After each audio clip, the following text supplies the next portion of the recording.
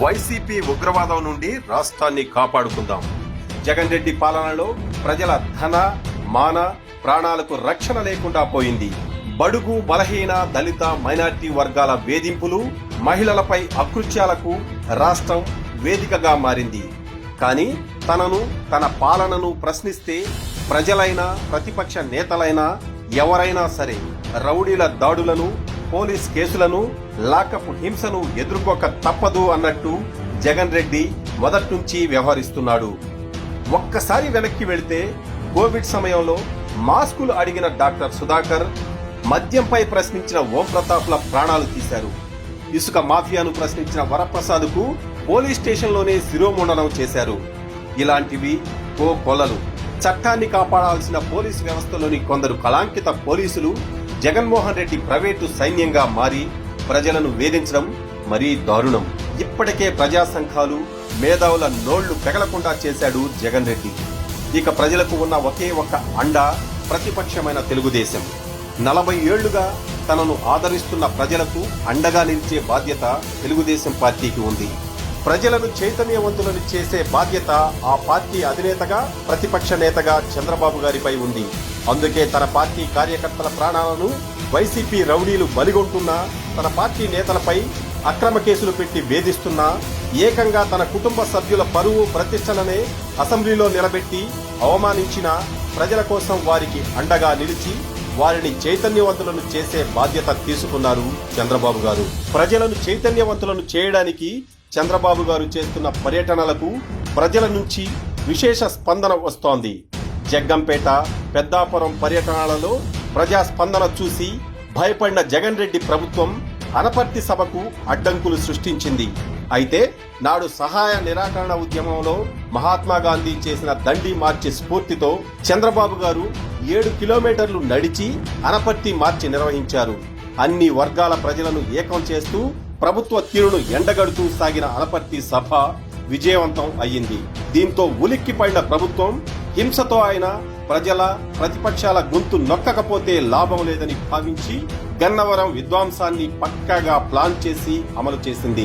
ఈ విధ్వంసం జరిగిన తీరు ఒకసారి పరిశీలిద్దాం. గన్నవరంలో స్థానిక శాసనసభ్యుడి అరాచకాలను, సంకల్ప సిద్ధి స్కామ్ లో అక్రమాలను గన్నవరం టీడీపీ బీసీ నేత, రాష్ట్ర పార్టీ సెక్రటరీ దొంతు చిన్న గట్టిగా ప్రశ్నించారు.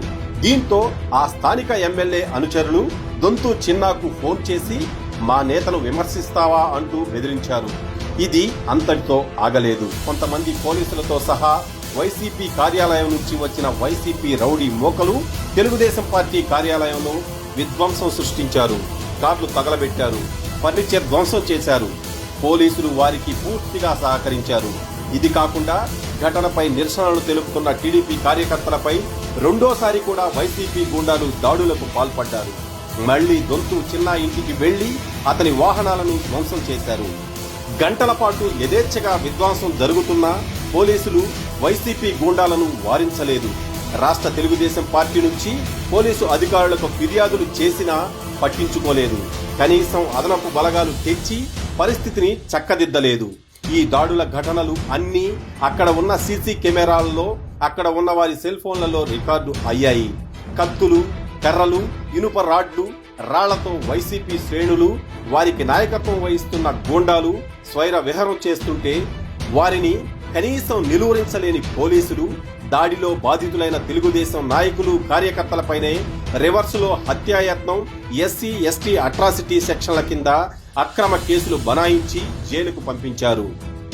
40 మంది తెలుగుదేశం నేతలు, కార్యకర్తలపై అక్రమ కేసులు పెట్టి వారిలో కొందరిని పోలీసు కస్టడీలో దారుణంగా హింసించారు. మహిళా నేతలు అని కూడా చూడకుండా వారిని అరెస్టు చేసి రాత్రంతా పలు పోలీస్ స్టేషన్లకు తిప్పారు. గన్నవరం దాడులకు స్థానిక ఎమ్మెల్యే వ్యూహరచన చేయగా ఆయన వ్యక్తిగత సహాయకుడు, సంకల్ప సిద్ధి స్కామ్ లో ప్రధాన నిందితుడు రంగా ముందుండి దాడులు నిర్వహించాడని అనడానికి పక్కా ఆధారాలు ఉన్నాయి. గన్నవరం విధ్వంస ఘటనలో తెలుగుదేశం నేతలు మూల్పూరి సాయి కళ్యాణి, కోనేరు సందీప్, అబ్దుల్ ఎజు, దొంతు చిన్న, వీరంకి గురుమూర్తి, పట్టాభిరామ్ల కార్లను ధ్వంసం చేశారు. పోలీసుల సమక్షంలోనే ఈ మొత్తం విధ్వంసకాండ జరిగింది. ఇక గన్నవరం టీడీపీ ఆఫీసులో 2 కంప్యూటర్లు, 2 టీవీలు, 2 సీసీ కెమెరాలు, 4 కుర్చీలు, విండో గ్లాసులు ధ్వంసం చేశారు. ఈ దాడిలో తెలుగుదేశం నేతలు మండవ లక్ష్మి, కోనేరు సందీప్, అబ్దుల్ యజు, జాస్తి శేషు, సూర్యప్రకాష్లు గాయపడ్డారు. స్థానికుల సమాచారం ప్రకారం దాడుల్లో సంకల్ప సిద్ధి స్కామ్ లో నిందితుడు ఓరుపల్లి రంగా ప్రధాన నిందితుడు.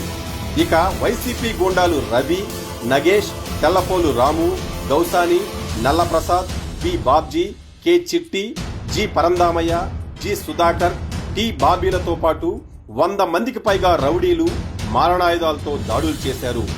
చట్టపరంగా చర్యలు తీసుకుని దోషులను శిక్షించడానికి పోలీసులకు ఈ ఆధారాలు చాలు. కానీ ఇవేమీ వారికి అక్కర్లేదు. ఎందుకంటే ఈ దాడి మొత్తాన్ని వారే దగ్గరుండి సినిమా చూసినట్టు చూశారు. నేరస్తులు ఎవరో తెలిసినా తాడేపల్లి కుట్రదారుల ఆదేశాల మేరకు తెలుగుదేశం నేతలను హింసించి వారిపై కేసులు కూడా పెట్టారు. ఒక హింసాత్మక ఘటన సృష్టించడం, ఆ ఘటనలో బాధితులపైనే కేసులు పెట్టడం ఒక్క జగన్ రెడ్డి పాలనలోనే చూస్తున్నాం. ప్రస్తుతం ప్రజల ఆదరణ కోల్పోయి పైగా వారి ఆగ్రహానికి గురవుతున్న జగన్ రెడ్డికి ఇక తాను ప్రజలను మాయపుచ్చలేను అన్న విషయం అర్థమైంది. అందుకే ఇక ప్రజలను భయపెట్టి తన దారిలోకి తెచ్చుకోవాలని భావిస్తున్నాడు. అందుకే తనను ప్రశ్నించే గొంతుకను నొక్కుతున్నాడు. ప్రభుత్వ ప్రేరేపిత ఉగ్రవాదాన్ని ప్రోత్సహిస్తున్నాడు.